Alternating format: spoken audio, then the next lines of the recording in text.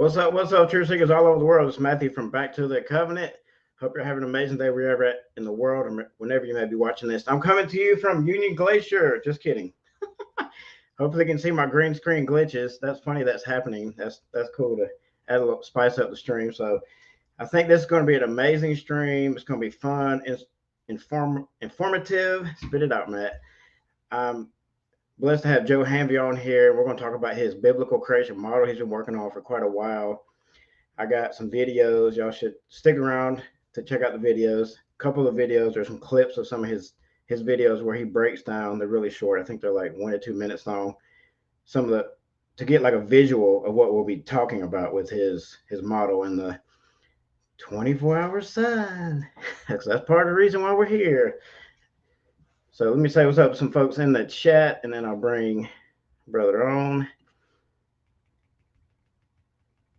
Disgruntled Sailor. There's one of my local homies. Fasook Films in the house. Tyler Porter, of course. Let's see who else we got. Scott with 1T. There he is. Irish Dave. What's up, brother? Sanctified Supply Co. I almost wore one of the shirts. All right, let's see. There's another one. I saw Trust and Obey. All right, let me bring Mr. Hanvey on. What's up, brother? How you doing? Good, man. How are you? Great. Blessed to have you. I'm glad to be here. Thanks for having me. Yes, sir. So it's pretty shameful that a lot of people have never heard of you before the 24-hour sun, and I think that's a testament to just how bad censorship is nowadays. And so I think what you're doing is really, really, really good work. And somebody in the chat said your model is revolutionary, which I agree. So you want to share a little for a few minutes, like the purpose of your channel and what you're doing with it, and of course we'll talk about your model. Throughout the stream. My goal originally was just to give proof of concept in a biblical cosmological framework, not to give proof, but proof of concept, and to do so in a biblical cosmological framework. By modeling our sky. We know the floor is level. We don't know exactly what the map of the floor looks like. I've never claimed an exact map of our floor, but we do know that it's circular. I would say that much. Based on scripture, if we're going off of scripture, that it is circular and that it is enclosed with a dome type structure, a super reflective dome type structure. So my goal was to model the ceiling, the lights in the ceiling phenomena that we see within a biblical cosmological framework based on the descriptions in scripture, and be able to give viable proof of concept for those phenomena based on those descriptions, if that makes sense. Makes total sense. So how long have you been working on that model? I started research and development roughly 5 years ago, somewhere right around 5 years ago, where I just started going out and studying and setting up demonstrations and making different stuff and playing with different light sources and little tiny domes, like, little domes like this, smaller, larger. And then about 2.5, 3 years ago, somewhere in that time frame, I started getting the stuff to make a much larger model, which is what you see there, and started trying to actually model the sky phenomena, and not only model it, but figure out how the sky phenomena was working within a system like this. And it took me a while, and the past year I've really advanced in my knowledge of how light is working in a dome type structure, and I've been able to demonstrate a lot more, much more rapidly as I've grown in my knowledge. Nice. So you have a pretty good knowledge or understanding of dome optics, as they call it. I would say, yeah. I mean, awesome. as good as I can with only 3 years experience, actually working with domes and lights and mirrors and refraction and diffusion and all kinds of different stuff. Yeah. Awesome. So before we get too detailed into your model. I only have so I don't know if you've watched any of my live streams in the past. So I try, regardless of what topic I'm presenting, and if I have a guest on, I try to bring a ton of information, even if you've been studying this topic, whatever the topic is or topics they're talking about, that you come away even learning something, even if you've looked at it for years. So normally I have like 40, 50 slides. I only have four. So I'm gonna let you do most of the talking, obviously, because we're here to showcase your work and the model. But so let me bring that up real quick. And so I got a couple of slides I want to show real fast. Get that up right quick.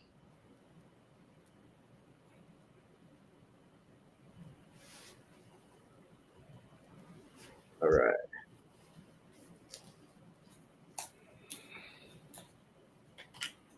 All right. So for anybody that doesn't know what the heck TFE is, if they saw the thumbnail, so I'm pulling. This is just one slide about TFE, and then the next one will show how ridiculous it is. They, not to say that they didn't go there and it's all fake. We'll talk about that at some point during the stream because it needs to be addressed, and it's ridiculous. But so if you don't know what TFE is, you don't know about the recent trip to Antarctica, and because a lot of, as they call them, normies have no idea this happened. But people that study cosmology and pay attention a lot, like me, Joe, and a lot of people in the chat, know this happened. And so I was talking to a family member, I don't know, 2 or 3 weeks ago, and mentioned this. She's like, "What are we talking about?" So she had no idea. So for somebody that might be on this stream, live or in the future, maybe a few days from now, watching the replay, you don't know what the final experiment is. Here's what it is according to Will Duffy's website, thefinalexperiment.com. Quote, "The final experiment is a way to settle the shape of the Earth debate. Both the flat Earth side and the globe side agree that whether or not there's a 24-hour sun in Antarctica will confirm if we live on a flat plane or a globe. A 24-hour sun cannot work on a flat plane in the south, and the sun cannot set on a globe during the southern summer." You want to touch on that real quick, Joe, before I go to my next slide? Yeah. There's a couple of things there. One, you're looking at right off the bat, you're looking at an affirming the consequent fallacy. So if you're using a fallacious argument, that makes your argument wrong. Not only that, there's a false dichotomy in there, and he's speaking for a whole group of people that he knows nothing about. So when he says the flat Earth side both and the globe side both agree, well, the globe side may agree to that. Yeah. And there may have been flat earthers that said that or agreed to that, but not all flat earthers or biblical cosmologists agree to that. And I would classify flat earthers and biblical cosmologists in a much different category, because there's a large category of what we would call flat earthers. Yep, I agree. And then there's a group of biblical cosmologists which base all of their cosmology and teachings on scripture itself. So there's a classification there. So yeah, I mean, it's just fallacious, but that's the way he framed it. I don't want to speak ill of the guy. I really don't want to speak about him, period, until he repents and yeah, totally repents publicly. So I'll just leave it at that. Yeah. So let me go to my next slide, and then I'll take the presentation off.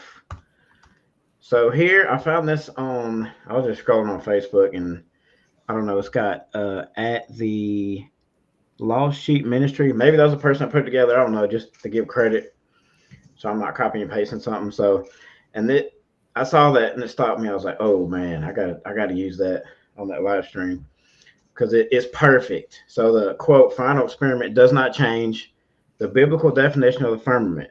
The conveniently ignored firmament enclosed model, which supports a 24-hour sun," which is why we're here. Why I got Joe on talk about that. "The countless experiments that completely disprove curvature." And so you got a lot of gear, and maybe we can talk about your gear at some point or not, just depending on how things flow. But I have a P900, and I've disproved curvature quite a few times myself at the ocean, and yeah, that's mostly where I've done it. And people have done it on lakes. It's happened probably, I don't know. We could safely say hundreds of times now. I don't know if we can say thousands, but hundreds of times people have debunked, disproved curvature. The Antarctic Treaty and the strict limitations on which locations you can actually explore and observe. The thousands of CGI images that NASA has released of the Earth, satellites, planets, etc. The blatantly staged moon landing.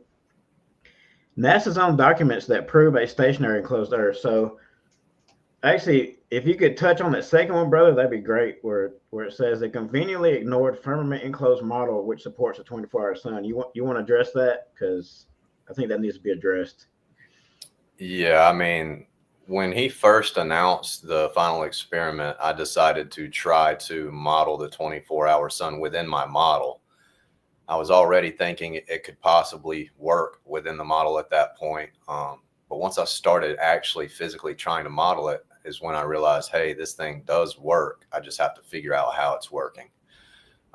And I have figured that out. There's actually a few different ways that it can be working, because we're talking about optics and how we perceive light and the motion of light above us, lights that we can't get to, we can't measure, we don't fully truly understand, that are not burning balls of gas. And well, that's really a straw man. They don't really consider it a burning ball of gas. It's more of a fusion of elements in the vacuum of space, creating light in a non-medium. It's still a pseudoscience.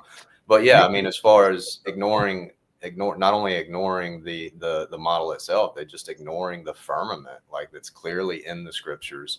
Yep. And fundamentally from the start, the firmament, the enclosure, makes our model far, far better. It actually fits Occam's razor better than the heliocentric model, because we have an enclosure. We have a container for water. We have a container for gas pressure. We have a container and a medium and a charge for light to exist. So fundamentally from the start, like, Occam's razor fits our model far better than it does the wobbly, spinny space pair. The magical spinning space ball, water ball. Yeah, so I think you brought up fallacious arguments. I think TFE is a straw man too. I mean, because they're going to, let's go look at the sky to prove the shape of what we're standing on. They're using that stupid logic or whatever, and that's not how it works. Not only have they ignored the modeling, and they say they've debunked the model and all this and all that. They're couch critics. They're keyboard cowboys.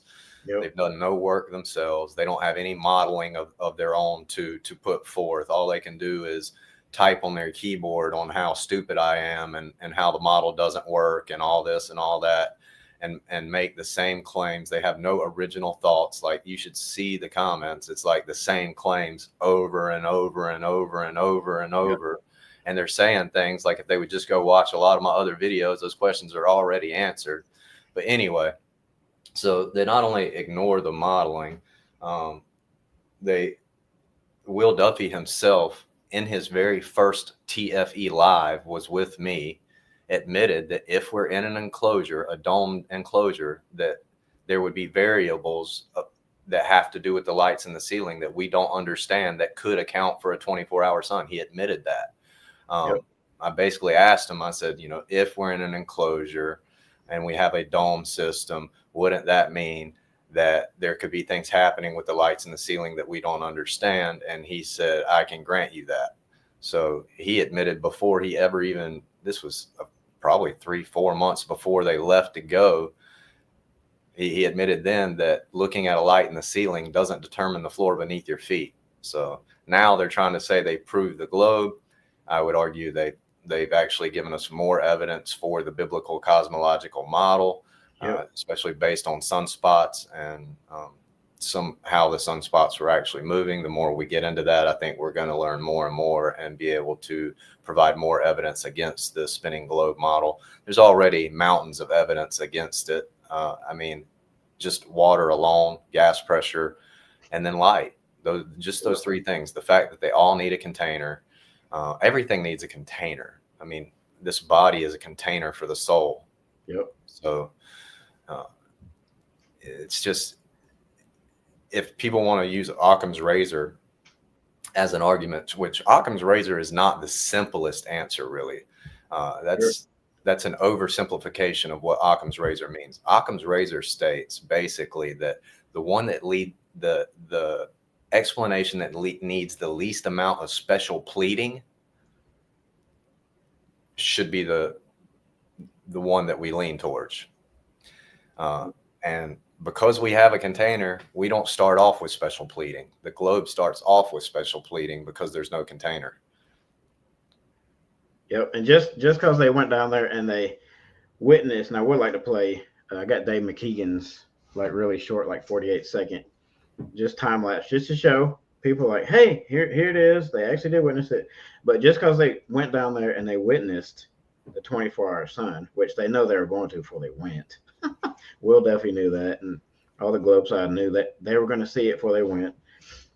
But just because they saw it doesn't discount all the proof already, like water, like you said, all the tests, all the NASA deception and fakery, and everything else that we already have on this side. You can't just throw all that in the trash can just because they saw, like, what's it called? It. We have another data point, which he said that before. I guess I haven't seen a lot of his streams since then, but it's just another data point to try to figure out, like you're doing, the biblical Earth model or the biblical creation model. So we have new evidence here. Now we can. It's not an experiment. It's observation. That was another thing that's fallacious is the words that were used. So Yeah, there's we that. actually got a lot of data points, in my opinion. Yeah. It's going to take time to reveal all that. It's just a slow process. So, one of the fruits of the Spirit is patience. And unfortunately, a lot of people are lacking that fruit. Especially in I, our TikTok day. yeah. So, yeah, we live in the Burger King mentality, my way now. Yeah. That's what I call it. Yeah, I like to call it microwave mindset. Pretty much Yeah. same thing. But just a few of the data points that I'm familiar with. Well, one is, why is the summer sun not producing the kind of heat down there that it produces in summers otherwhere in other places? The ice doesn't melt there. They don't get a lot of snow.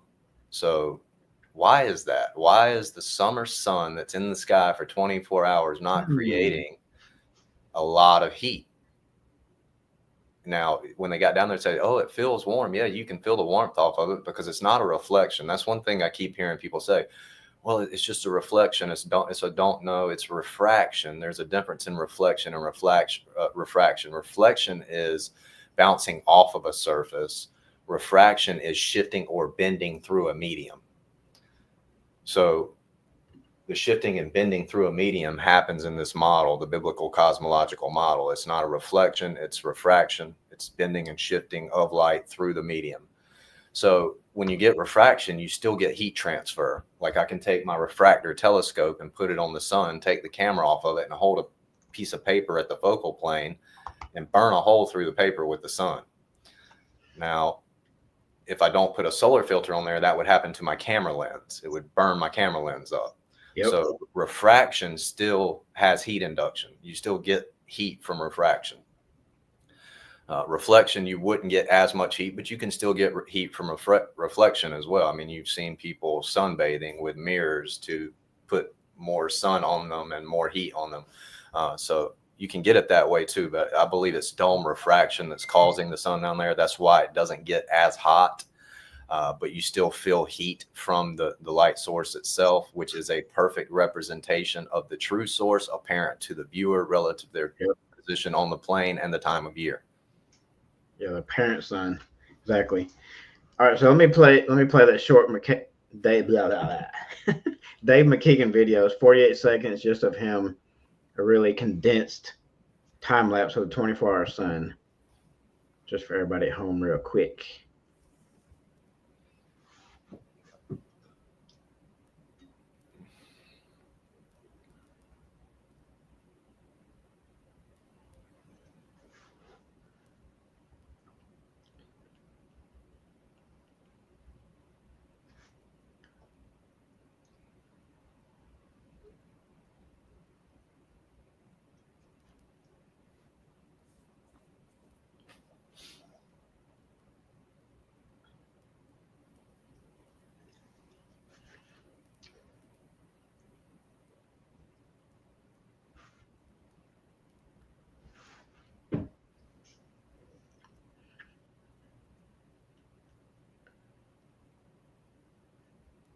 All right, so there's that. There's quick, less than a minute proof. They went down there. So all the people that are in the truth community, they're going out of their way trying to break their necks to prove everything's fake and all that.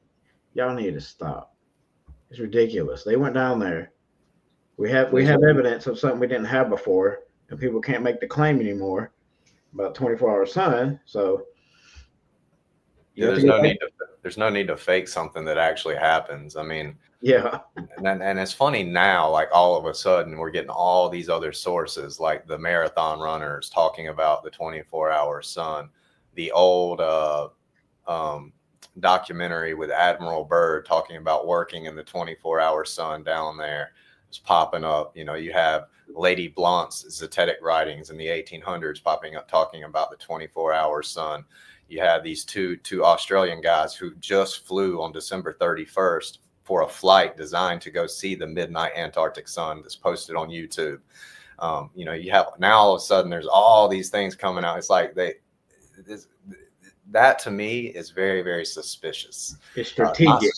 yeah, not suspicious in that it was fake, suspicious in that this was a buildup to try to squash the truth and to push this movement backwards, because the flat earth biblical cosmological movement is growing exponentially. Yep. Yeah, and I have a brother that I have a few questions I'll ask you throughout the stream that are they're pretty technical, and he's like really smart, and so he's like the only one that really believes it in his family. So and his brother like asked him, so do you still believe that now that they proved 24-hour sun? So people are going to do that now. Like Yeah. they'll see that, and then they'll stop searching. It's like, oh, that disproves it. So that's a huge point of them going down there to get footage of this is for people like that to just shut their mind off to the possibility, and they see that one little aspect, and they don't see all this other plethora of evidence that debunks the globe. And they just stop the search, and they're like, "Oh, I'm just gonna live my life, go to work, do all the things." So that's a big part of why they did it. All right, so you want to jump into your model? You want me to play this couple clips real quick? Do you want Yeah, to you jump can play. into? All right, so I got one on here, and then the other one I have to play for my MacBook. So here's the first one, and in the just for everybody watching, I explained at the beginning what video I'm pulling from. So if you want to go, which I'd recommend going back, going and subscribing to his channel. Anybody in the live chat, Tyler shared it earlier, but you can go back and watch the full version of these clips, which I'd recommend because they're awesome.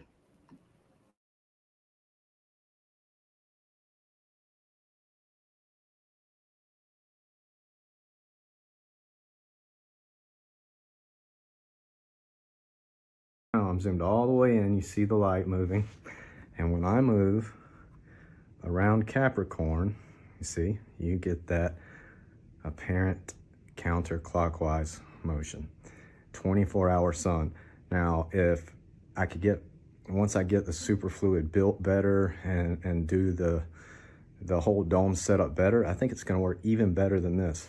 But you can clearly see a 24-hour sun, and right there, so that's west. This is coming back around south.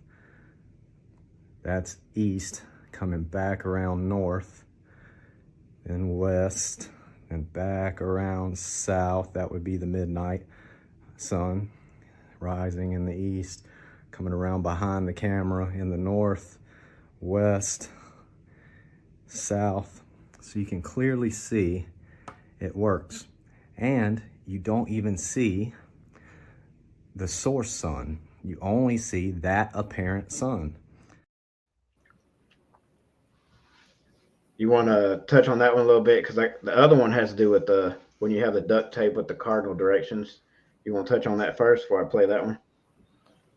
Yeah, that this one with the superfluid actually explains the light phenomena in what you're going to show next with the tape and the cardinal directions. Um, but even without, if I take the superfluid sealing out, you can see how the light is still doing that. It's just people have a hard time understanding the perspective there. Even I did. Like when I first started doing those demonstrations, I wasn't explaining it properly because I hadn't fully wrapped my mind around the perspective. But one thing I knew from the start was as I moved the source sun around Capricorn, all the apparent sun in the southern zone was always moving opposite to that. So if I'm moving one clockwise and the other is moving opposite to that, that is anti-clockwise. So I knew from the very start it was working. I was explaining it poorly, and I put a bunch of poor demonstrations out there, which I deleted because I don't want to be putting out bad information or poor explanations. I should have not done that. I should have waited until I had it more dialed in and understood it better. But I was a little zealous. I was kind of excited, like, wow, this is actually working. And I was just trying my best to figure it out and put it out there for other people to see, and just got a little overzealous with it. So, but yeah, you can go ahead and show what I will say though is in that video, that's one of my best demonstrations of it so far as just me by myself. Now, I've had other times when I've had people in here, a couple of friends, and they're running their cameras from different positions at the same time. Nice. Which I did originally too. I had several cameras set up recording it without the superfluid ceiling, but because people didn't understand the perspective and what's happening with the light, they thought it was going the wrong direction. But the superfluid corrects that. Also, the azimuthal, like if I put in, if I add in like the smaller dome that represents how our eyes shrink the larger sky down, you can see it within that modeling as well. But yeah, it actually follows the camera. So I can have 4 or 5 people in here, all with cameras all facing the southern portion, their respective southern portion of sky, wherever they're at. And they would all see it simultaneously. So that explains why we see it no matter where we're at on that Antarctic ice wall. As long as you're inside the Antarctic circle, you're going to see it. The further south you go, the longer you're going to see it. And the further north you go back towards the Antarctic circle, the less time you're going to see that 24-hour sun. All right. Let's see. Let me play that other one. Let's see. All right, here we go. So this is another short clip from another video where it's talking about the direct cardinal directions.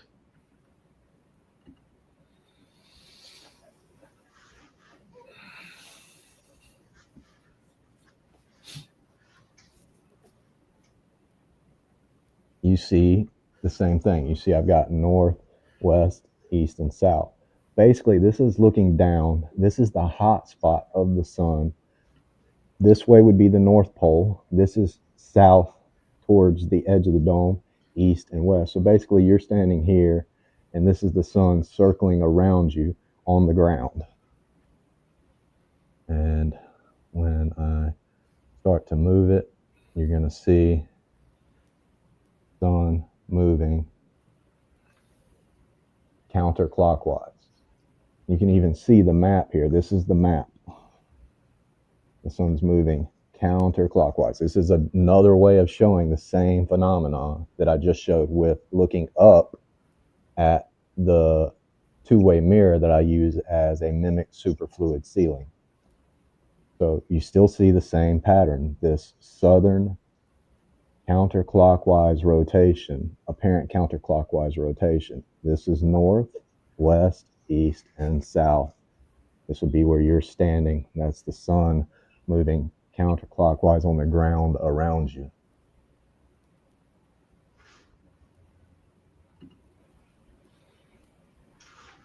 All right, so you want to jump on that one? Yeah, I mean, you're basically seeing the exact same thing there. I just don't have the superfluid ceiling in there. So what happens is when the superfluid ceiling's in there, it levels that out to where it's on a level plane above you versus just being kind of stuck up on the dome, Yeah, I got you. So that's all that's happening. But I mean, I actually have a friend who sent me a thumb drive that's supposed to have some old books, and he sent me some of the clips that are on the thumb drive of, I forget who wrote the books, but it was explorers that were in Antarctica. And they talk about the water sky and how it's super reflective, and how at certain times they could even navigate for many, many miles because the reflection of the sky would show them the landscape in front of them. So I found that interesting. Whether that's true or not, I don't know. I haven't dug through it that deep yet. I've seen some of the pictures from the thumb drive, have not gotten into the book that's on the thumb drive yet, but I'm looking forward to diving into that and seeing how much validity there is to that. I do find that interesting because that's the claim that I'm making, is that there is some sort of superfluid ceiling.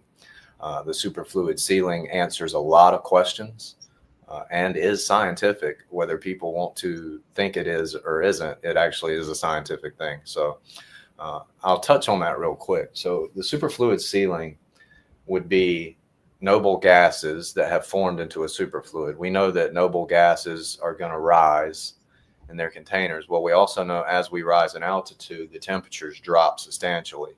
I believe the Go Fast rocket recorded temperatures at negative 450 something degrees Fahrenheit.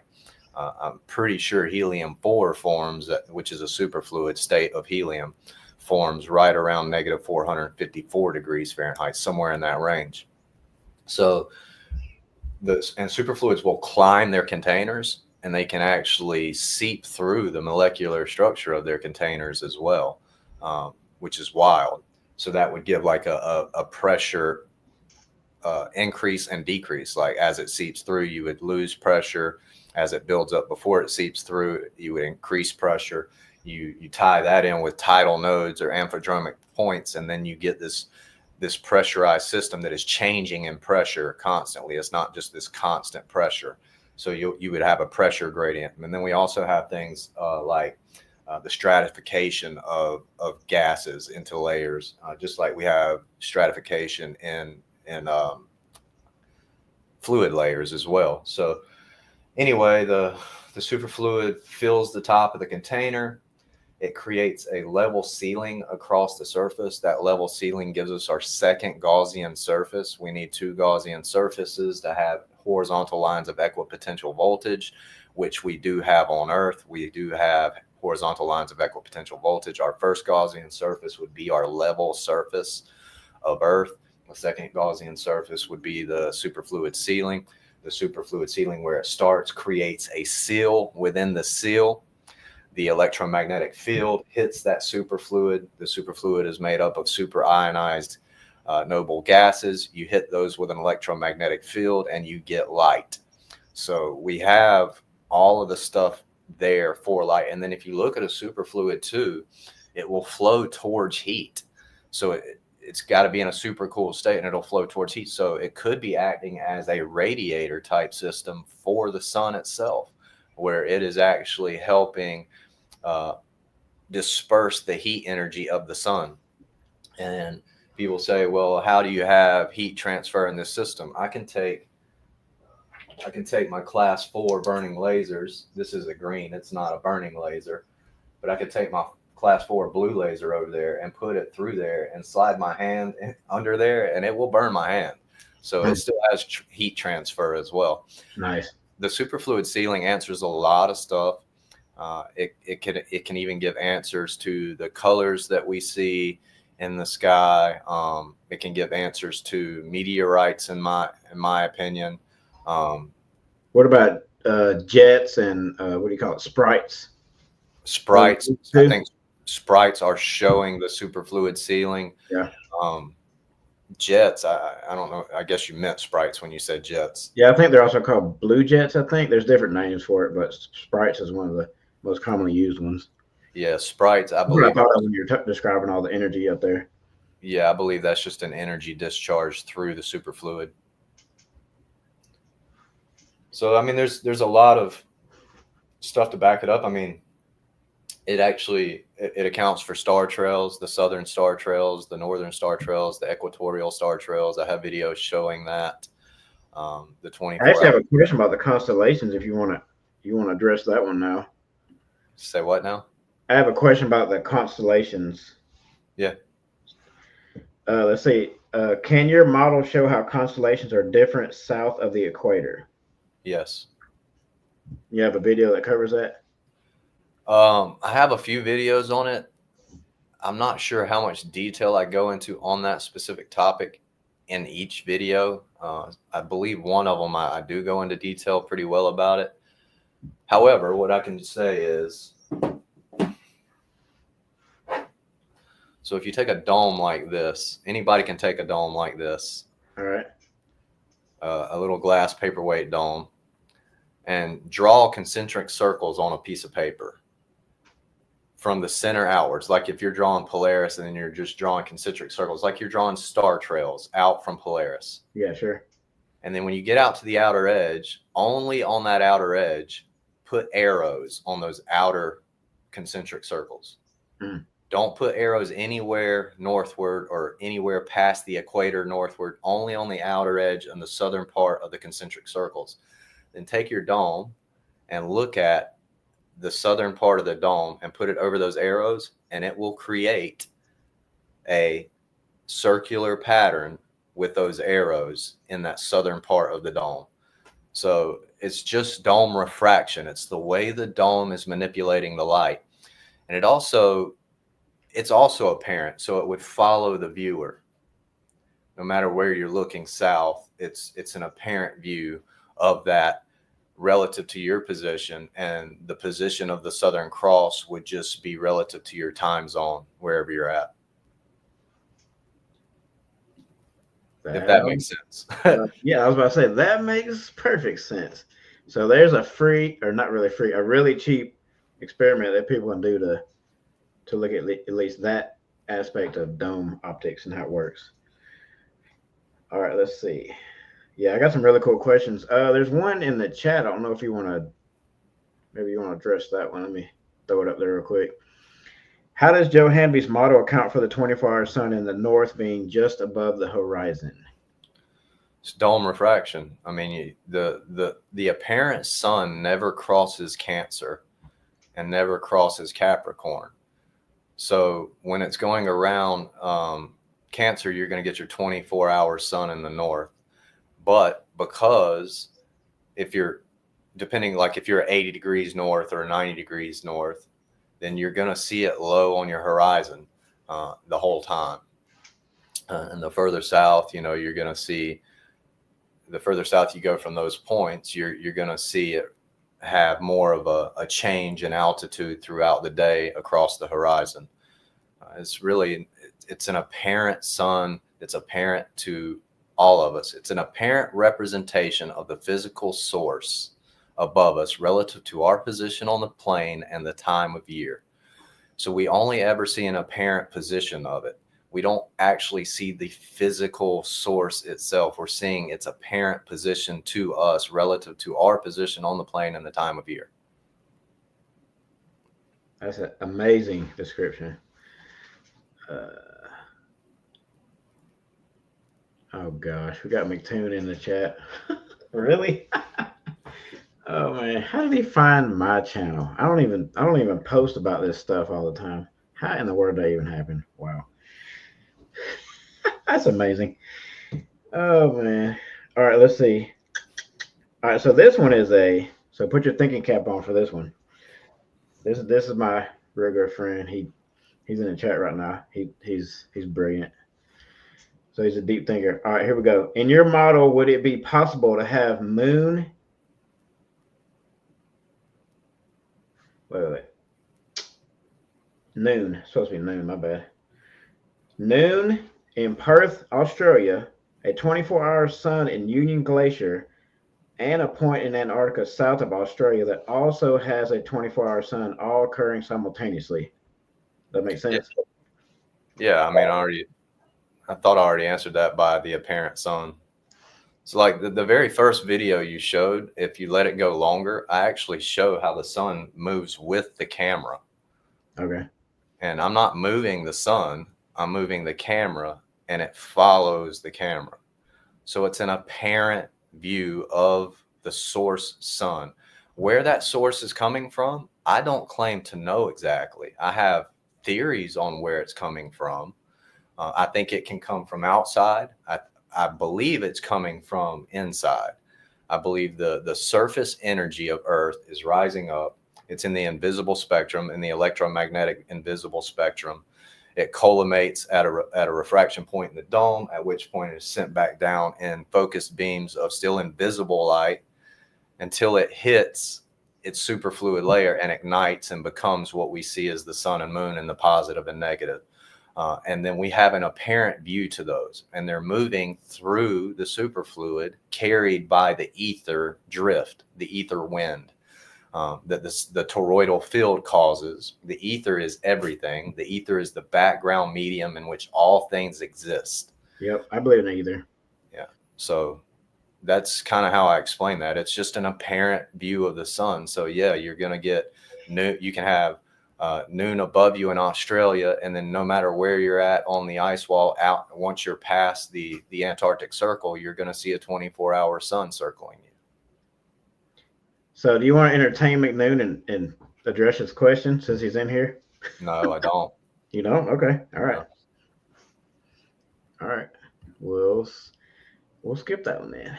If anybody legitimately that is intellectually honest in the chat has a legit question and they're sincerely seeking truth, genuinely, please throw your questions in the chat for Joe.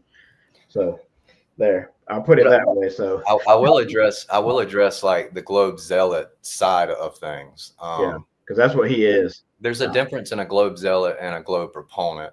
Yeah. I don't care to prove anything to globe zealots. I never got in this to prove anything. I never got in this to make a name for myself. I'm a biblical cosmologist that follows the teachings of Scripture. And all I ever was trying to do is give proof of concept that the phenomena in the sky that we see can work in a biblical cosmological model. And if people don't want to accept that, fine. I'm giving proof of concept that it can work other ways than the heliocentric model. So there's not just one way this stuff can work. And even like, Einstein admitted this and how it's basically just two coordinate systems, whichever one you choose isn't better or worse than the other, to simplify and paraphrase what he said. This whole argument that the heliocentric model predicts everything and the flat earth doesn't is absolutely nonsensical. That's pseudoscience. That's a not reality. It's a regurgitated talking point is what it is. Yeah, it's what somebody heard their whole life and they just repeat it or parrot it. So I have no desire to try to change the mind of a globe zealot. It's weird that these globe zealots think that they prove that the earth is a globe and they're still harassing flat earthers. Is that not weird? I mean, that's like mental illness. It's like, just get over it. If you proved it, why are you still arguing with people that you think are fools? They're stupid, yeah. You would think it'd be a waste of their time. You would think. But there actually is a question. I want to hear your take on this because there's so many different. All right, let's see. Perspectives on this. Where is it at? I just had it. What happened? All right, there it is on the bottom. Is the true sun and true moon inside or outside of the dome? Love to hear your take on this because there's so many different perspectives on the FE side on where they are, if they're inside the dome, outside the dome. Yeah, so I said this a minute ago that I don't know for sure where their sources are. I think it's coming from inside, but we just don't know. What we do know, though, is these things are not balls of nuclear fusion in the near perfect vacuum of space. Yeah, that we know. We know that light years is just this ridiculous thing that they came up with long ago and far away. That's how fairy tales start. It's weird. And that's, if you look at cosmology through the heliocentric or barycentric mindset, everything is long ago and far away. Like they literally, everything they tell you is a fairy tale. It starts out like Disney. Yeah. So, I mean, I could take my telescopes outside. I can focus in on a star and then start shooting a nebula or a galaxy, so they call them. And I can move from target to target to target and never have to refocus at all, ever. Like, and I know the arguments against that. So it's ridiculous. It's ridiculous to think that things are light years away from each other and I don't have to refocus and I'm getting good shots no matter where I point my scope in the sky after I've achieved focus. That's just ridiculous. If I go and I point my camera at the moon across the tree line, the trees are going to be blurry and the moon's going to be in focus, or I'm going to have the trees in focus and I'm going to have the moon be blurry. So you can't have it both ways and argue the arguments that they put forward about that specific thing. I think telescopes actually evidence flat Earth far better than they do the so-called heliocentric spinning, wobbling space pair. Yeah, and I got a P900 like I mentioned earlier, and I've maxed it out on the sun, not like in the middle of an eclipse or whatever, because that I probably won't be able to use again after that, but without a filter. But I mean, I cannot buy these crazy distances after seeing the sun maxed out for my P900, the moon, and some stars. That one's real tricky. I just can't buy the 93 million and all the crazy distance they give for the stars too. That camera's great, but it ain't that great. It's not going a million miles away and zooming something in like that. Sorry. Yeah, I mean, we do have something called the attenuation of light. I mean, light spreads through a medium, it dissipates and attenuates based on distance and things like that, and the medium that it's passing through. There's all kinds of things that, I mean, the evidences for flat Earth are overwhelming. Yet all the heliocentric model ever does is they always say look up, because the devil built the lie off the lights in the sky. That's what he did. That's how Satan built the lie. Jeremiah 31, God actually challenges him to, if he can pervert the ways of nature and the celestial bodies, that God will forget his children. And he's saying that rhetorically because he knows he can't. But Satan took it very literally, and he's done that, and he's tried to pervert it in the minds of men because he's the accuser, and he can stand and say, well, I did what you asked me to do. Yep. I perverted their thinking and their perception of the natural order of things by making them think that they're an insignificant dot in this vastness of space where there could be tons of other insignificant dots with life on it, and they're just evolved from primordial soup, and there's no purpose and no creator and all of this and all that, which arguably the heliocentric model would require a creator as well. It absolutely would, because it has to work exactly perfectly or it doesn't work at all. And that's one thing. Like, I have falsified the umbra shadow teaching of the lunar eclipse personally. I flew for the lunar eclipse here on 11/8 of 2022. And we flew from 4 a.m. until right around 7 a.m. when the moon finally moved beyond the horizon and the sun was in the sky. And all four people in the plane witnessed the fully eclipsed blood moon and the sun visible at the same time over Georgia and South Carolina. In a plane. Woo, that's great, because that's way above just standing on the earth but witnessing it. That's really cool. So I mean, that shatters the umbra shadow teaching. So if an umbra shadow is not causing the lunar eclipse, then the heliocentric model's dead. It has to work exactly like they say. We falsified the radius. Water needs a container. Gas needs a container. Light needs a container, a medium, and a charge. They don't have any of that. What they have is pseudoscience nonsense like dark matter and dark energy. And yet they want to say, oh, you have to create this superfluid ceiling to make your model work. Well, superfluids we can actually recreate in a lab. You can't recreate dark matter and dark energy. You can only make it up. Come on, Joe. Don't you know you got the burden of proof on your side? Not the other way around? Come on. So, I mean, the creator, at the end of the day, the creator's gonna win. there's going to be a lot of people who are deceived and led astray by the deceiver. It's unfortunate. It's heartbreaking. But the Creator's going to win. Jesus is going to win out. We know this. He is truth. He is the way. He is the life. And that's what I stand on. And I'm going to stand on that until I take my last breath. I don't care. I really don't care if people agree with me or not. The people who do agree, that's fine. The people who don't agree, just move on. You're not gonna bother me with the insults and the name calling and all of that, because I literally rejoice in that, because my Creator tells me that the world will hate me because I am not of this world.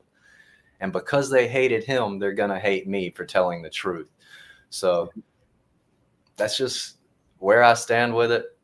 People want to, and to me, it's weird. Like I personally don't go on any other person's websites or social medias and call them stupid and dumb and tell them they need to drink bleach or they don't need to procreate or all. That to me is psychotic illness that really, really needs some serious help.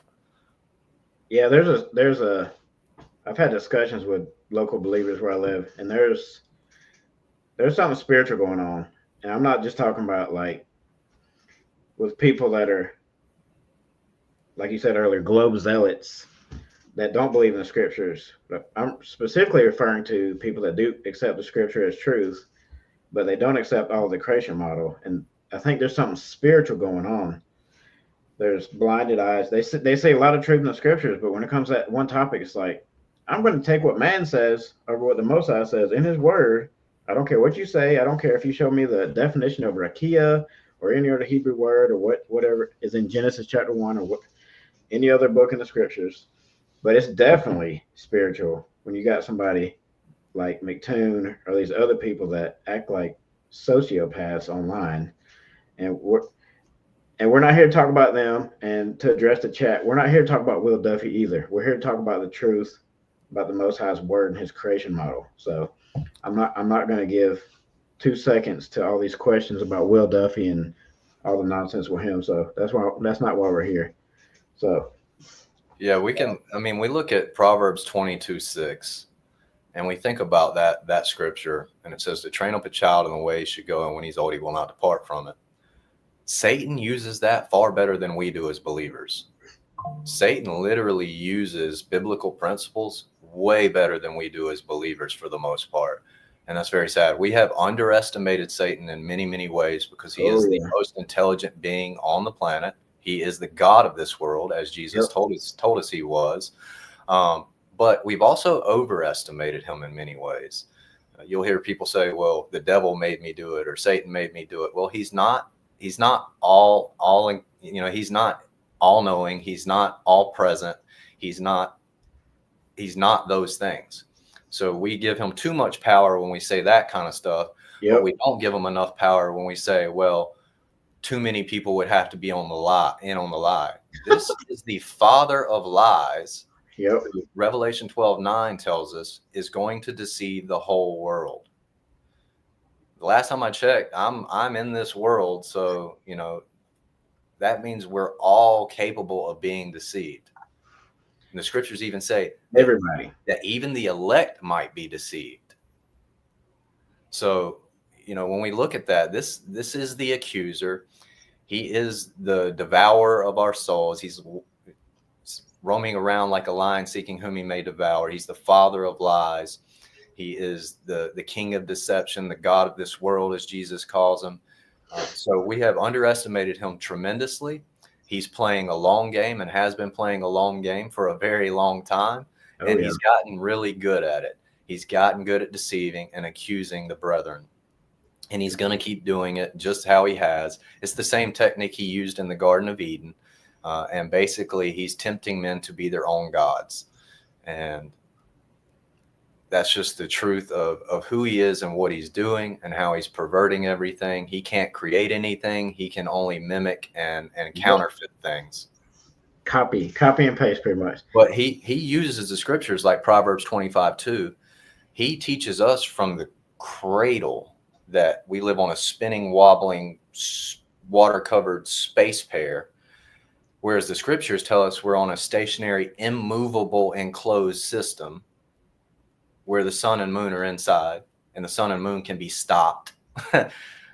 So there's two completely different things. I mean, Genesis tells us that the sun and moon were created and the stars were created on the fourth day, whereas creation, the heliocentric model has all that coming into existence billions of years before the earth ever was even here, or a thought, or had life on it, or whatever they want to claim. So it's just the complete opposite to the biblical model. The heliocentric model is diametrically opposed to the creation model that's laid out in scripture. Yep. And he gets us from the cradle. So Satan is practicing Proverbs 22:6 by training up a child in the way they should go. He creates this foundational, fundamental truth in all of us that unites us in one religion, the heliocentric religion. So we have this fundamental truth from birth. And when we do start reading the scriptures, we go into the scriptures with that mindset instead of going into the scriptures with the mindset of what do they say. We go in and we try to apply the fundamentals that have been programmed into us to the scriptures versus just saying, what do the scriptures actually say? So we try to stuff this heliocentric model in there, and it just doesn't work. It doesn't fit. Nope. But it's hard for people to let go of it because it's a fundamental truth that united to us, that pretty much all people believed. And unless someone has been born a flat earther and raised that way, then they have converted from heliocentric or the barycentric model, whatever people want to call it, to biblical cosmology or flat earth. We were all heliocentric believers. Yep. We all tested that or looked into it and then changed our mind.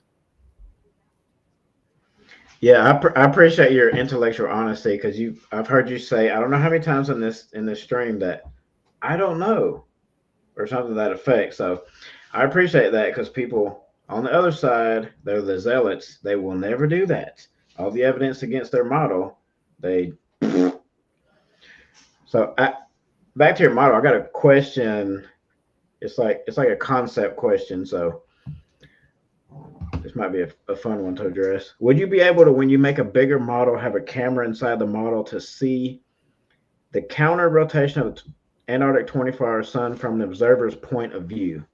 So kind of like you're standing there looking up. So the camera would be basically like where the person would be hypothetically standing. Does that make sense?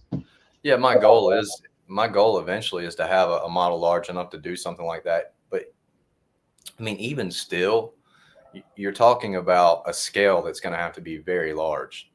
Yeah. Because if I increase this by 10 times, even a micro camera is still going to be considered larger than the largest telescope that we have.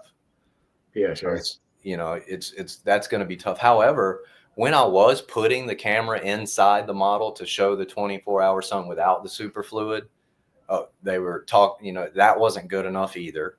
I already have videos with star trail pictures from inside the model. I've got southern star trails taken from underneath the model, inside the model. Nothing's ever going to be good enough. No, it doesn't make. I could make it 100% perfect, and the globe zealots are still going to say, "Oh, that doesn't work. That's stupid. You're an idiot. You're dumb. We obviously live on a ball." Like that's why I don't care to change anybody's mind. All I'm doing is pursuing truth for myself.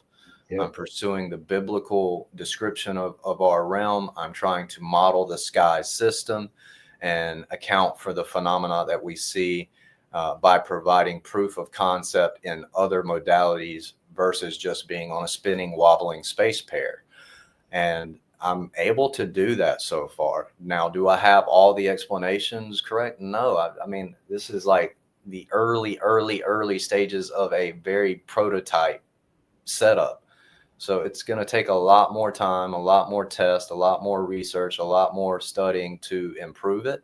I already have many ideas on how to improve it. I actually have several ideas on other types of sky models too, that I haven't gotten to yet, just to see if they work or if they can provide explanations for the sky phenomena that we see, because I think there's a bunch of different ways these things can work. I just don't think inside the box anymore. I separated myself from that, and I realized the creator is so much bigger and so much greater than I can ever imagine. And it's perfectly okay for me to say, I don't know, because the day I think I know it all is the day that I see myself as God and I don't need Jesus anymore. And then that's the day that's the beginning of the end, basically. Yeah, that is the end. Because I can't do anything without him. I couldn't take a breath if it wasn't for him. He is the breath in my lungs.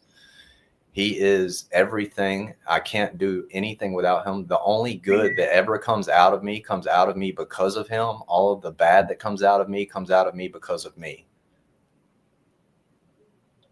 Awesome. Let's see.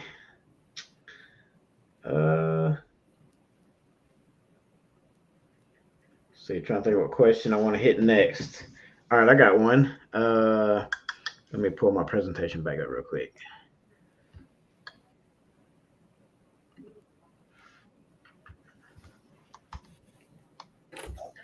All right, so this is a screenshot off of my phone, and I'll read it real quick. So it's supposed to say, why does the sun move from right to left? But I typed in on accident left to right on Antarctica. So let me read it real fast and get your take, because it's pretty interesting. Of course, there's the globe programming in the answer. The search results mention that the sun appears to move from right to left in Antarctica, not left to right. This is due to the Earth's tilt and rotation, there it is, causing the sun's apparent motion to reverse direction at high latitudes. The phenomenon of the sun appearing to move in the opposite direction at high latitudes is known as midnight sun or polar day. This occurs when the sun remains visible at midnight due to the Earth's tilt and the latitude's proximity to the poles.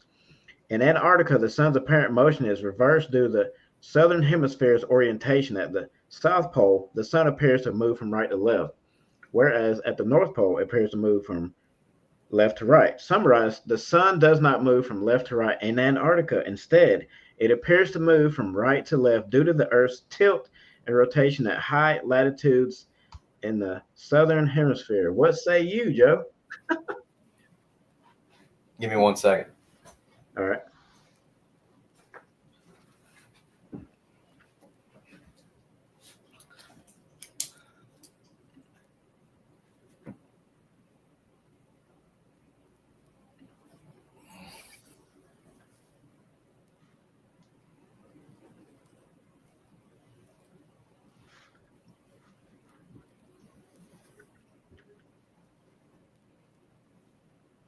You want me to leave the question up for you, or are you good? You don't need it? You're good. All right. So, like, I track the sun quite a bit. I track the sky quite a bit. It's just obviously. I mean, like, if you want to try to model the sky, you need to understand it and kind of know how it's working. But like, if you look here, so let me see here. Let me put you full screen. So let's say this is me in the summertime. I'm standing here. All right. The sun goes from basically my northeast to my northwest. But right now, when I'm looking, the sun is basically coming up southeast and setting southwest. So there you go. Like, it's an apparent view of the sun. I don't understand how people don't understand. Like, even in that Google search you just had, it talked about the apparent motion of the sun in the heliocentric model. It's an apparent view, and just a simple way to understand that we all have an apparent view. Simultaneously, all across the realm in the daylight zone, people are seeing the sun in different positions. So who's seeing the true position, you know? Like, you got one person looking at a sunrise, one person looking at a sunset, one person looking at a noonday sun, somebody else looking at a 10 a.m. sun, somebody else looking at a 10 p.m. sun. So who's looking at the real sun? It's an apparent position to everybody. You drive down the road, the sun follows you. You walk down the beach, and like when the sun is is setting across the water, and you see that horizontal line of light that goes across the water, and you walk down the beach, it follows you. It's an apparent view of the physical source relative to the viewer on the plane and the time of year. It's not really that hard to understand that we have an apparent view of the sun, not a physical, actual view. And both models claim that we have an apparent view. Yeah, I thought about that when you were talking about that earlier, being on the beach, and it's apparent to everybody wherever that on the beach, wherever their location is. So yeah, that totally makes sense. All right, so I got let's see. Yeah, I guess I'll bring that one down real quick. So you mentioned on a couple shows this right here, Project 314. and compared it to basically the firmament or the shape of the dome. You want to touch on that a little bit, because it's interesting, and I actually have a copy of it. I recommend everybody adding it to your library. So it's called the Enhanced Guide to Exploring God's House, the Exodus Tabernacle, and it's by Andrew Hoy. He's a real cool guy. I met him at Flattoberfest a couple years ago, and he had like a model of it on display. It was really cool. Super nice. I just found out he's actually selling those model kits now, so I'm going to buy one myself. Right. But yeah, I believe that when Moses modeled the tabernacle, he modeled it off of what God showed him from heaven, and it was just basically a representation of the celestial dome over the earth. And I think it's interesting that, you know, in the times that we're in, that we're discovering that it wasn't a rectangular shape, that it was actually a dome shape. And it would have been an impressive one too. If I'm not mistaken, it was something like 6 stories tall. So 60 feet tall and quite large. And the pillar of fire and the pillar of smoke would have been something quite impressive and probably very scary to all of the surrounding nations. Yeah, it's not a small little building. Yeah. Or it was. All right, let's see what questions I got left.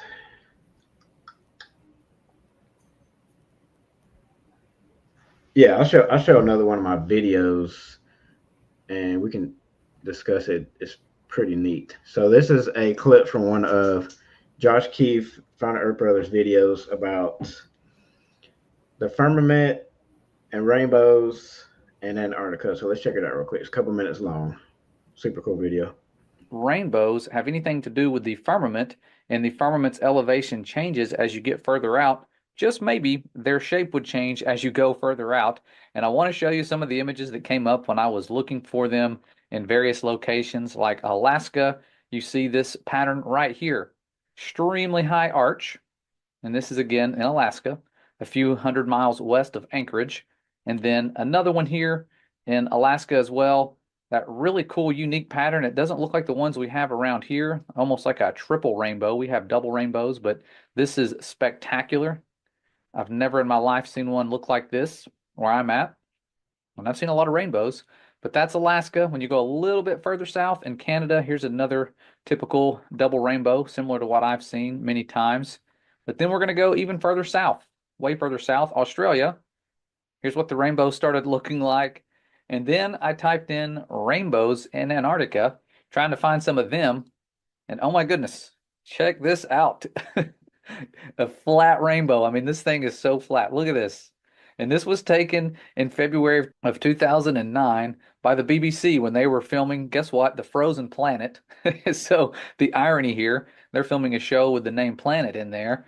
And the rainbow is as flat as I have ever seen. It almost looks like if you tried to walk under it, you'd hit your head on it. This is spectacular.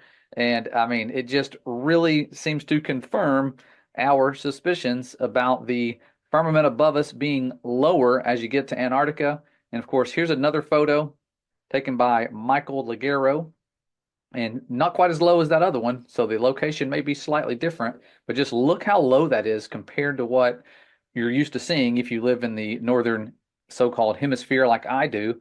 And rainbows never look like that. I've never seen one that low.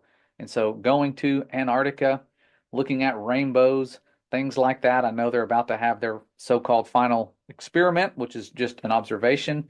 And I'm seeing that there are countless observations that seem to prove the Bible is correct.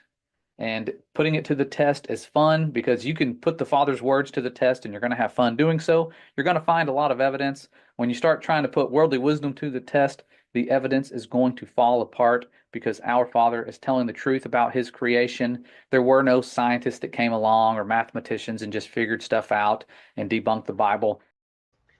Yeah, before I touch on that video, Tyler, can you do me a favor and just block people that are just doing the character assassination at home stuff? So there's some of the comments in the chat are ridiculous. So I had to block one person.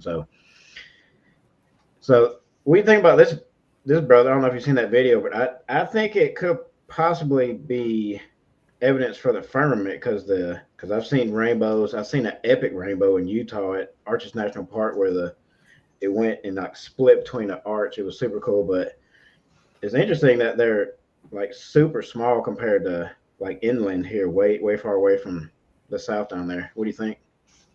Yeah, I think that's a high possibility. I don't have enough information, though, to make a definitive claim on that. I would really need to spend time in Australia and Antarctica actually photographing rainbows. I've got a lot of rainbow footage here in the north from where I'm at. But, you know, I'm a firm believer in doing it myself and Yep. actually collecting the data myself before making a lot of definitive claims. Now, can I make theories? Yes, it's absolutely okay to have theories. Creating theories should be celebrated, not mocked and made fun of. Only people who are still under severe brainwashing and cognitive dissonance lash out and mock and make fun of people. Immature, childish people do that. I'm not being mean. Since I've been an adult, I've not really been one to mock and make fun of other people and lash out at other people that I disagree with. Like that to me is just, it's very childish and very immature. The mocking, the name calling and all that. It's just like, it's part of the programming though. It's part of this, Yep. this me mentality and I'm better than you and all this and all that kind of stuff that goes on. And I disavow from all that. Like I've got no desire to be better than anybody. I don't care to make a name for myself. I care to point to Jesus and to point to Jesus only. And like I said many times, I will do that until I take my last breath. Awesome. All right, let's say I got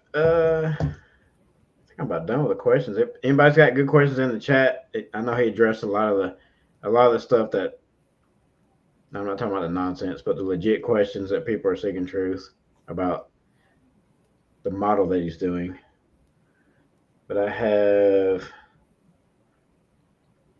like to ask that one in a little bit. All right, I got my one more video, and so this one is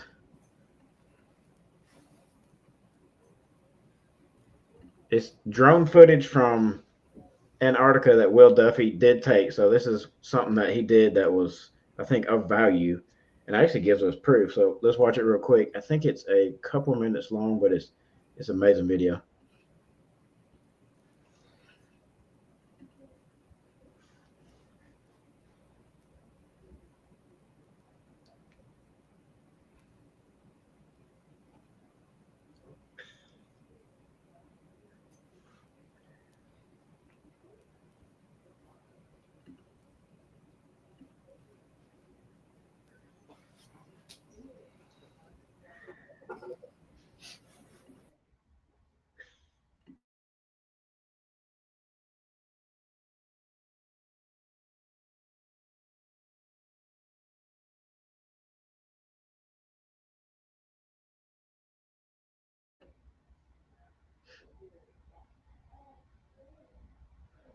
I don't know if everybody can hear me right now, but look how far you can see.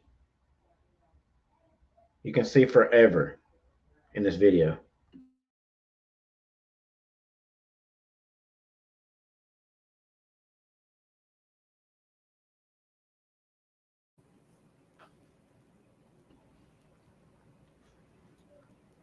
It's interesting too that the horizon rises to camera level. Yep. And it's level across the plane.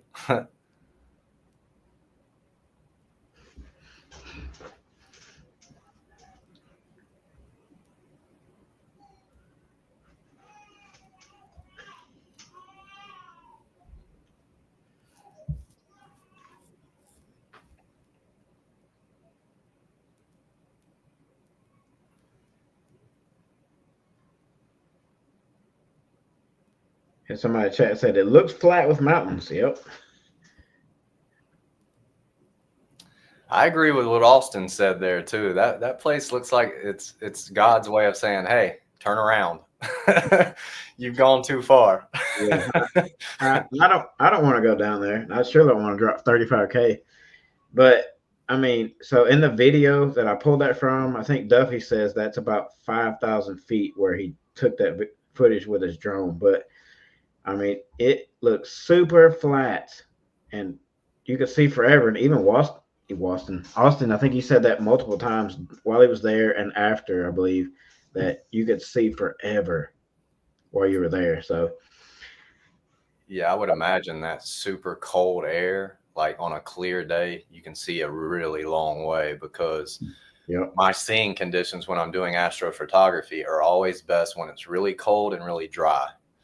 I can just see way better, and my images come out way better under those conditions. So I could imagine down there on a really clear, sunny day, super dry, super cold, that you could see really far. And the interesting thing about the drone footage is that you have a level horizon that rises to the center of the camera frame.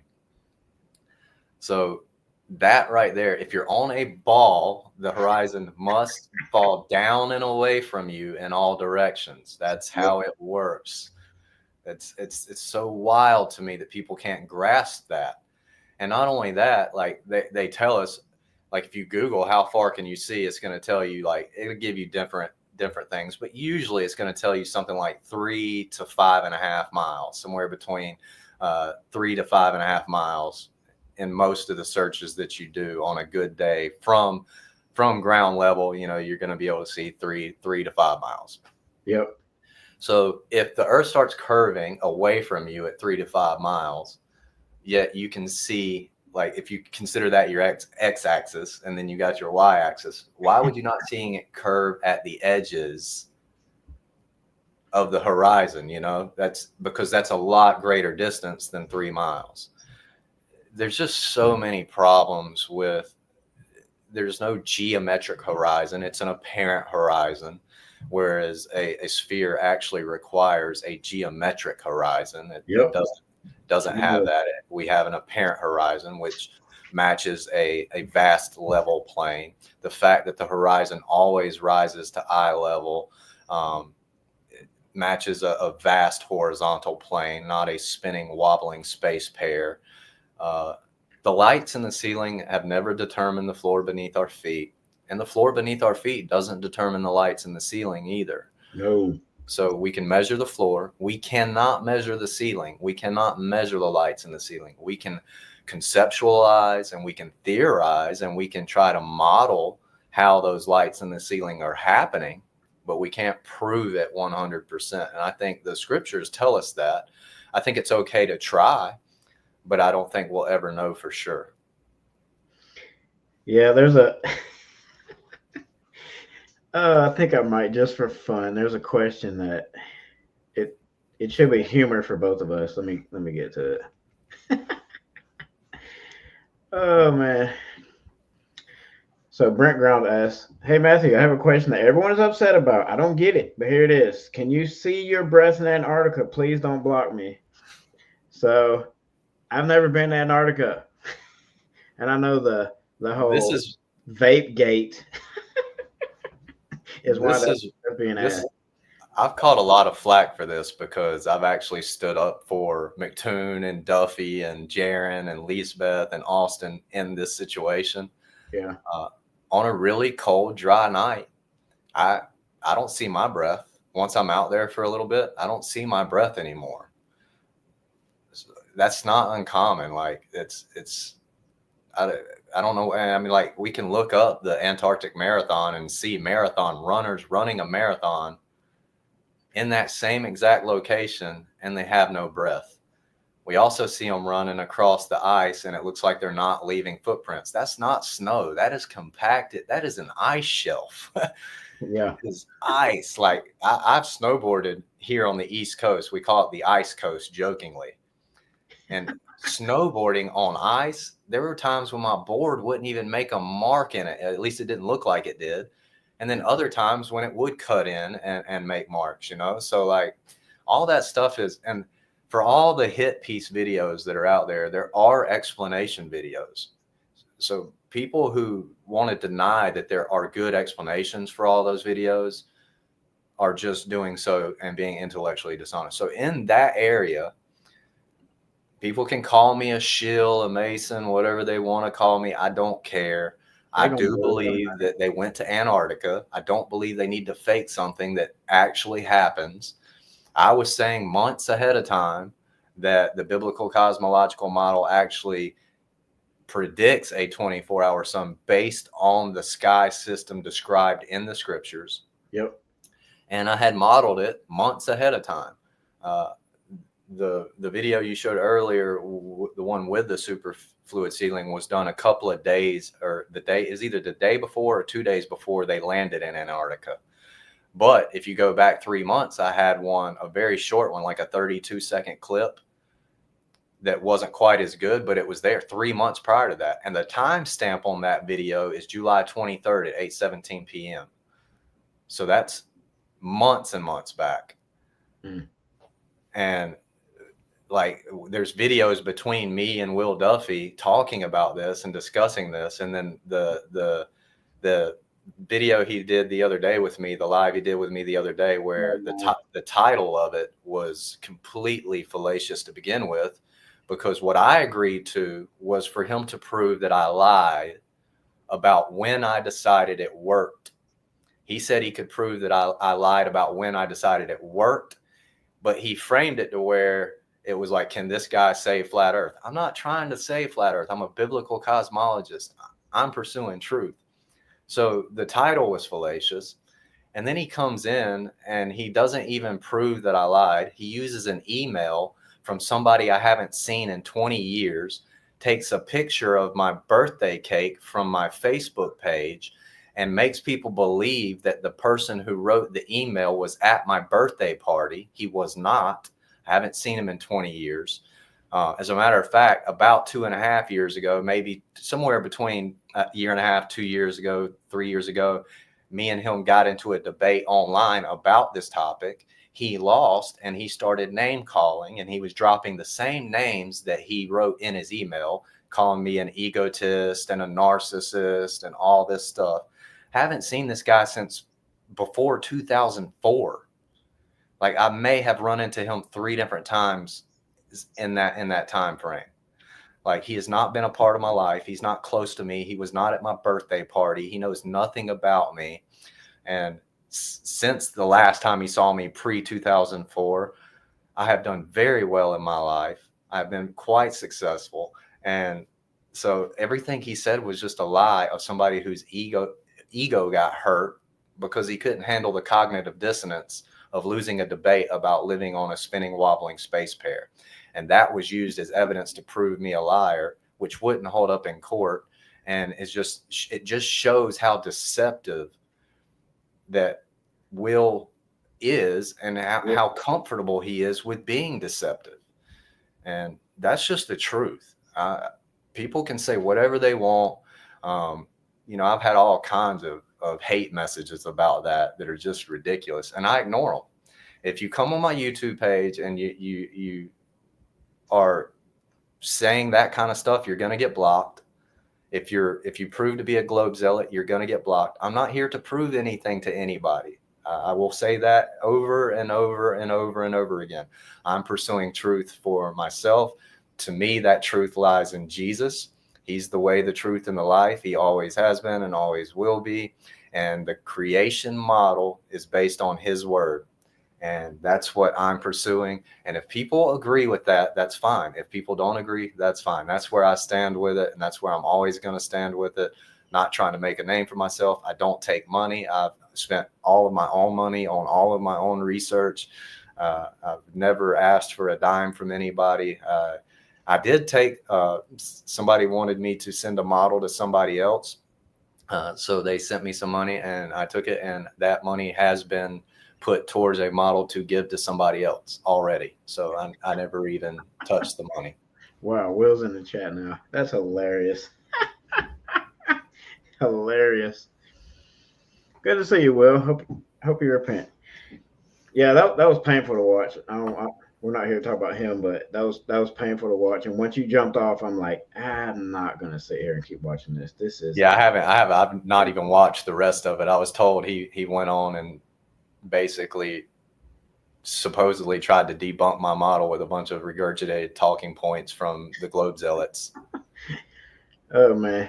I have no desire to interact with him anymore unless he repents, man. And somebody who teaches that lying and deceit is okay, and he can try to weasel his way around the wording and that all he wants, but at the core, he admitted that he thinks that it's okay to lie and deceive. I don't think the scriptures condone that. I think they absolutely condemn it 100% over and over and over.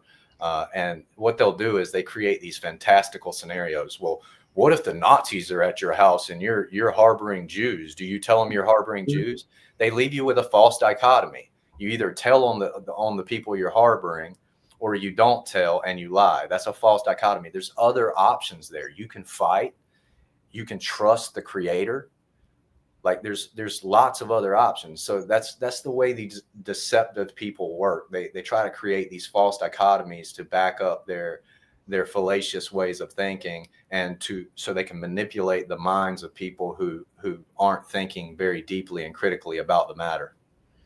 Yep. And so me and you are both intellectually honest, and so I mean we can just pray for Will to repent. So, and we'll just end it at that. So back to the fakery of Antarctica, which I don't think any of it was faked. So I was blessed to be in a film called Origins Untold, Ancient Cosmology, and so I got the filmmakers that did it have been in the chat the whole time, and they said they've been doing like little clips, and they've been fun to watch. So I think they're kind of stepping their game up on YouTube, which is cool to see.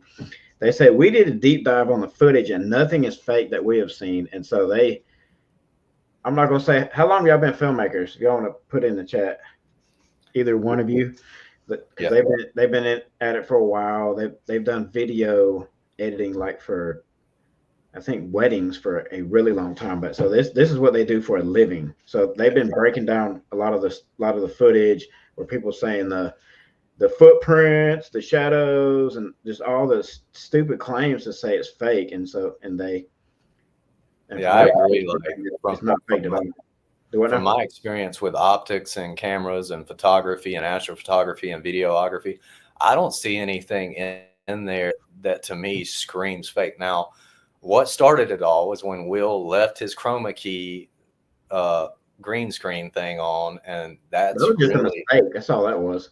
Yeah, but that's what started, and that kind of culture was created in the flat Earth community by people like Jaron and Austin, because they were always criticizing the Antarctic sun and looking for things that would indicate that it was faked or edited or whatever, So in a sense, they kind of created that culture by treating the Antarctic sun the way they did for all those years.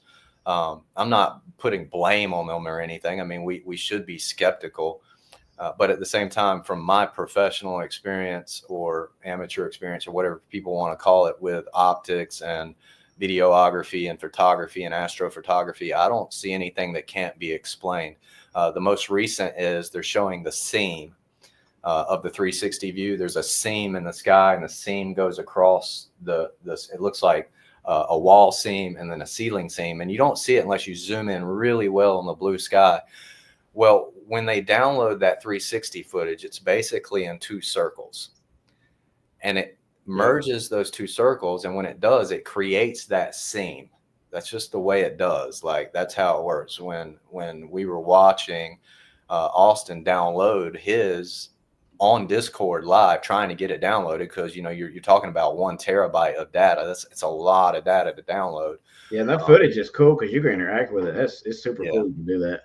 So I've not seen anything that I think is but again, they don't need to fake something that happens. Like, and there's gonna be tons and tons of pictures and videos of it coming out now. I guarantee you.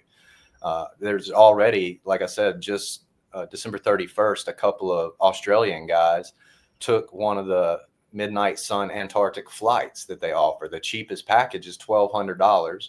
You fly out of, I think it's Brisbane or Melbourne or Perth or somewhere like that.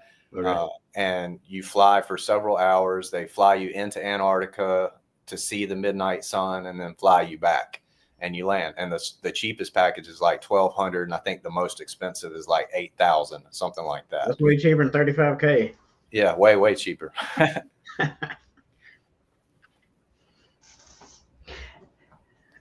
Yeah, I do have one more question.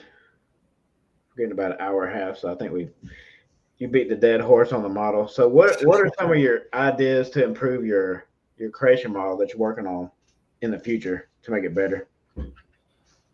One, I don't want the dome to be like pretty much coming down at a 90. I'd rather it have more of a slope to the ground instead of having that kind of 90 degree. I would also like to create a more toroidal shape to where the central vortex is represented as being kind of indented in. And then I even have some ideas to create like a crystalline type structure.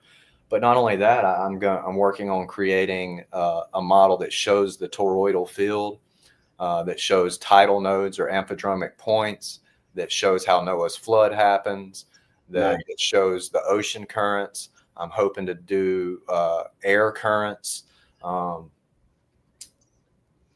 eventually want to build what the biblical model says is underneath, because we have Sheol, Abraham's bosom, the bottomless pit, the fountains of the deep, the foundations of the earth, the great abyss, all that underneath us.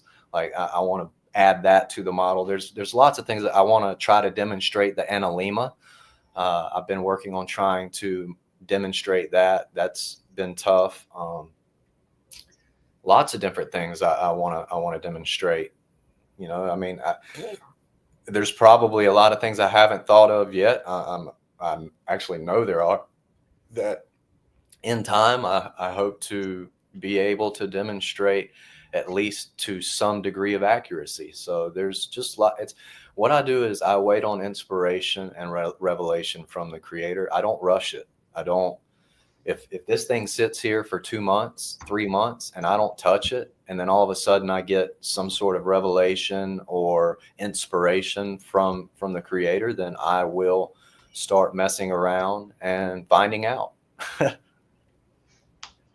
Nice. So do you have any parting thoughts before we jump off here? I would say, regardless of everything, we all need to stop the name calling, the mocking, the ridicule,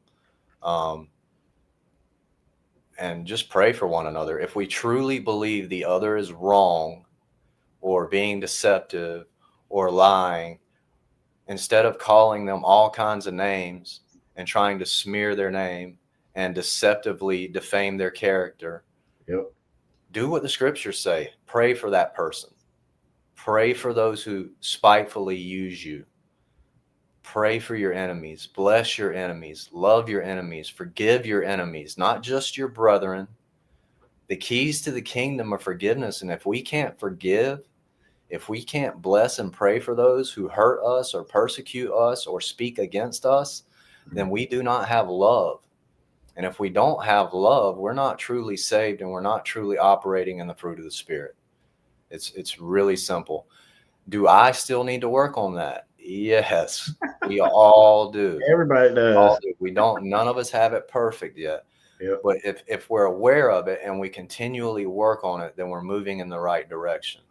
But if we just give in to our ego and our pride and then want to name call and troll people and just say all these ridiculous things and be deceptive and deceitful and intentionally lie, then, that's something we really, really need to just take before the Creator. But I would close out with that. Bless your enemies, pray for those who persecute you, love those who hate you. Don't let your mouth be a mouthpiece of hate. Don't speak death, speak life as best you can. And when you catch yourself speaking death, pray against it. Pray for people who claim to be your brothers in Christ. Just pray. Go to Jesus. Seek him. Seek his truth. Seek his ways, and he'll be faithful and just. He's the author and the finisher of our faith. He's going to lead us and guide us. He's going to correct us. If we're wrong, he's going to correct us because he corrects those whom he loves. So just have love, have forgiveness, have compassion, operate in the fruits of the Spirit. Stop needing to be right. Stop needing to always defend yourself against accusation. Stop needing to have the last word, and just trust in Jesus and let vengeance be his. Well said. That's a great way to end. Yeah, I'm a big proponent of emotional health, emotional healing, and so I've been doing that really hard the last couple of years. And I think if a lot of people did that, worked on their heart issues, these topics like this that are controversial, there'd be a lot more good fruit produced during the conversations instead of all the bad fruit that we see. So I appreciate you, Joe, coming on and sharing your take on the model that you're putting together. You're improving over time. So everybody, go jump over to Joe's channel and subscribe and check out some of his videos. And if you do the same for me too, if you enjoy this video and anything else that I do, hit that thumbs up, leave a comment. If you agree or disagree, I don't care. Y'all can have it in the chat because I know y'all will. and if you enjoy my content, hit that subscribe button. And till next time.